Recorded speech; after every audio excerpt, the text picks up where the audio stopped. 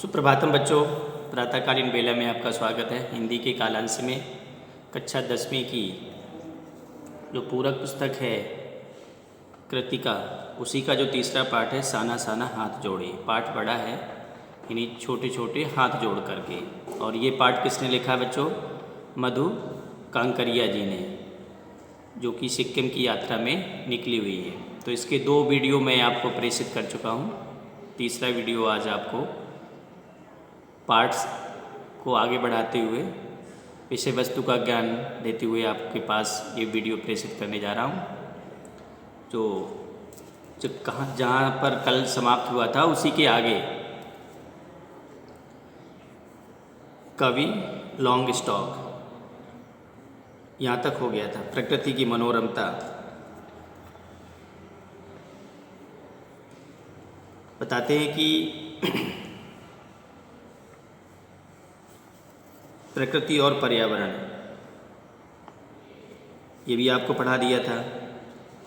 भूख, मौत और जीवित रहने की जंग।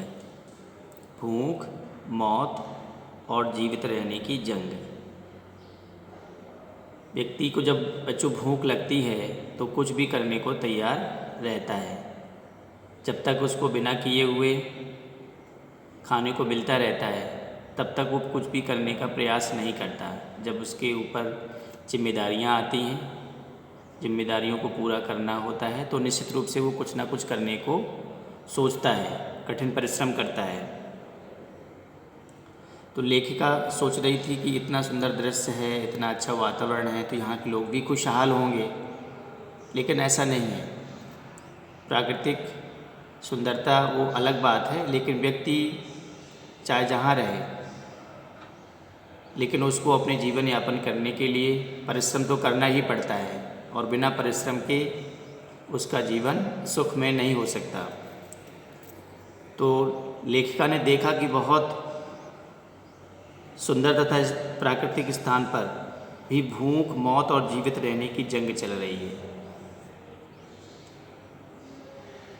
अब अगर आपको खाने को नहीं मिलेगा तो निश्चित रूप से मौत हो जाएगी। तो मौत से लड़ने के लिए, मौत से बचने के लिए आपको कुछ ना कुछ तो करना ही पड़ेगा। तो वहाँ पर बॉर्डर रोड ऑर्गेनाइजेशन के एक कर्मचारी ने बताया, लेखिका एक बॉर्डर ऑर्गेनाइजेशन के एक कर्मचारी ने बताया कि जिन सुंदर स्थानों का दर्शन करने वो जा रही है, ये सब इन्हीं पहाड़ी महिलाओं द्वारा बनाए जा रहे हैं। बहुत सी पहाड़ी महिलाएं ऊंचे ऊंचे स्थानों पर, पर्वतों पर अपने बच्चों को चद्दर की झोली बना करके उसमें रख करके और पत्थर फोड़ रही थी ऊंचाई पर। अगर ज़रा भी सावधानी वहाँ से हटी तो तुरंत नीचे कई सौ फुट नीचे की गहराई पर गिर करके और काल के गाल में समा जाती। ये काम इतना खतरनाक है कि जरा भी ध्यान चूका तो मौत निश्चित है। लेखिका को ध्यान आया कि एक स्थान पर सिक्किम सरकार का लगाया हुआ बोर्ड उन्होंने पढ़ा। अब इसको ध्यान सुनेंगे, जिसमें लिखा थी कि क्या लिखा था बच्चों? Ever wondered who defined death to build these roads. इसका हिंदी में अनुवाद है बच्चों कि आप आश्चर्य करेंगे कि इन रास्तों को बनाने में लोगों ने मौत को झुठलाया है। ऐसे साहस भरे कार्यों के माध्यम से ही जिस रोड पर हम आसानी से आज अपने प्राकृतिक दृश्यों को, अपने तीर्थ स्थलों को देख सकते हैं, तो वहाँ हमारे तीर्थ स्थलों या प्राकृतिक सुंदर दृश्यों को देखने के लिए जो रास्तों का निर्माण हुआ है, तो लोगों ने मौत से खेल करके उन रास्तों का निर्माण किया है। अगर कोई डरता तो निश्चित रूप से उनको कोई बना नहीं सकता था रोड को। वास्तव में कितना कम लेकर भी ये पहाड़ी स्त्रियाँ समाज को कितना अधिक वापस कर देती हैं।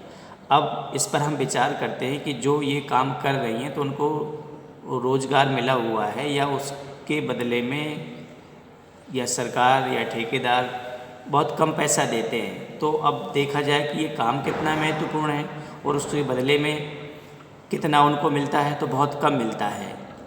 तो ये कह सकते हैं कि हमारे जो गरीब, आदिवासी, जनजाति जो लोग हैं, जो देश के लिए काम करते हैं, तो उस पर विचार करते हैं कि उनको मिलता क्या है। जितना मिलता है उससे कई हज़ार गुना वो देश के लिए दे जाते हैं, इस भावना से काम करते हैं। अब बच्चों पहाड़ी जीवन की कठोरता क्या है। जब जीप उनकी जो लेखिका की और ऊंचाई पर पहुंची तो 7-8 वर्ष की उम्र के बहुत सारे बच्चे स्कूल से लौट रहे थे, बहुत ऊंचाई से। आप लोग तो बस में बैठ कर के प्लेन रास्ते में स्कूल आते हैं और अपने घर पहुंच जाते हैं, किसी प्रकार की ऐसी दुर्गम रास्तों का सामना नहीं करना पड़ता। जितेंद्र जो उनका गाइड था, उन्होंने बताया कि यह तराई में ले देकर एक ही स्कूल है, क्योंकि ऐसे पहाड़ी क्षेत्रों में बहुत कम स्कूल होते हैं जहाँ 3 और 3.5 किलोमीटर की पहाड़ी चढ़कर, अब बताइए 3, आप 1 किलोमीटर 2 किलोमीटर तो पैदल चल नहीं पाते, लेकिन 3 से 3.5 और 4 किलोमीटर तक पहाड़ी में चढ़ कर के फिर शिक्षा प्राप्त करने के लिए या विद्या अध्ययन के लिए जाएंगे, तो निश्चित ये कितना कठिन तपस्या है।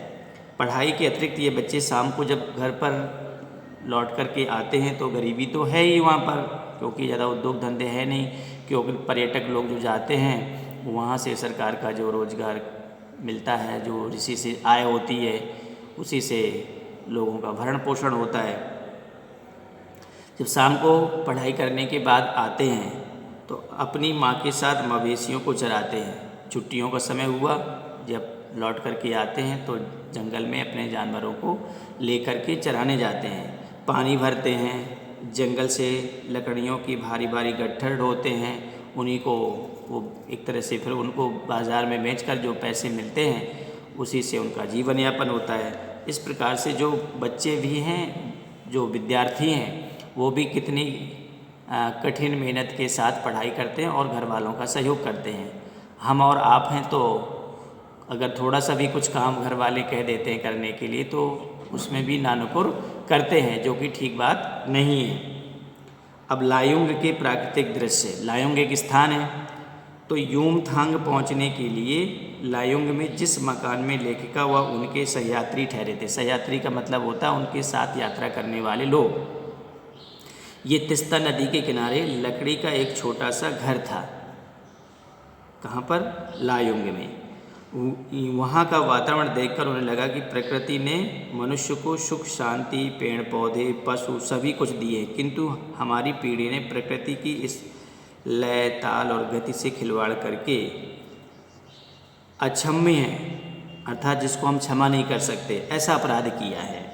तो लेखिका बताती है कि प्रकृति कितनी सुंदर है और प्रकृति ने मनुष्य को कितने सारे उपहार दिए हैं, लेकिन मनुष्य अपने स्वार्थ के लिए प्रकृति से खिलवाड़ करके प्रकृति को नष्ट कर रहा है, प्रकृति की सुंदरता को नष्ट कर रहा है। और जब प्रकृति की सुंदरता को हम नष्ट करेंगे, प्रकृति से खिलवाड़ करेंगे, तो प्रकृति भी निश्चित रूप से हम पर प्रकोप ढाती है, फिर उसका कोई बचाव नहीं होता है।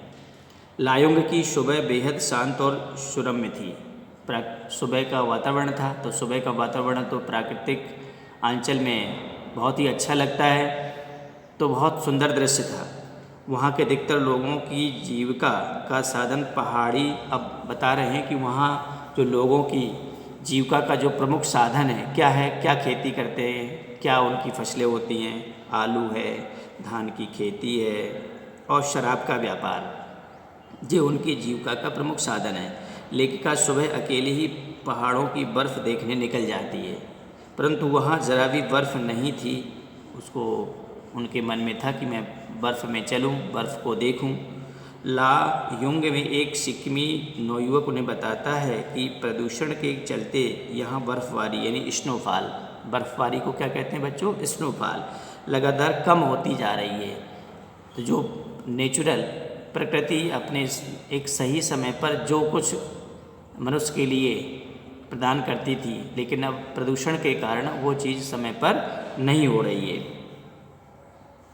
अब भारत का स्विट्ज़रलैंड। भारत का स्विट्ज़रलैंड किसे कहा गया? बर्फबारी देखने के लिए लेखिका अपने सहयात्रियों के संग लायुंग से 500 फीट की ऊंचाई पर स्थित कटाव नामक स्थान, लायुंग से 500 फीट की ऊंचाई पर स्थित कटाव नामक स्थान, कौन सा स्थान बच्चों? कटाव पर जाती हैं। इसे भारत का स्विट्ज़रलैंड कहा जाता है। लायुंग से 500 फीट की ऊंचाई पर एक स्थान है कटाव, जिसे भारत का स्विट्जरलैंड कहा जाता है। कटाव जाने का मार्ग बहुत दुर्गम था। दुर्गम मतलब जहाँ पहुँचना आसानी से संभव ना हो। सभी सैलानियों की सांसें रुकी जा रही थी। रास्ते धुंध और फिसलन से भरे थे, जिनमें बड़े बड़े शब्दों में चेतावनियाँ लिखी थीं। If you are married, divorce, speed. दुर्घटना से देर भली, सावधानी से मौत टली। अगर आप अगर जल्दी करोगे तो निश्चित रूप से दुर्घटना हो जाएगी। अगर आप सावधानी से कहीं पर जाओगे तो आप वहाँ से बच सकते हैं। अगर आपने जरा भी असावधानी बरत दी तो निश्चित ही आप मौत के मुँह में समा जाओगे। तो इस प्रकार से जो कटाव है, जो 500 फीट की ऊंचाई पर है, इसे भारत का स्विट्जरलैंड कहा गया है। तो बच्चों, आज की वीडियो में इतना ही।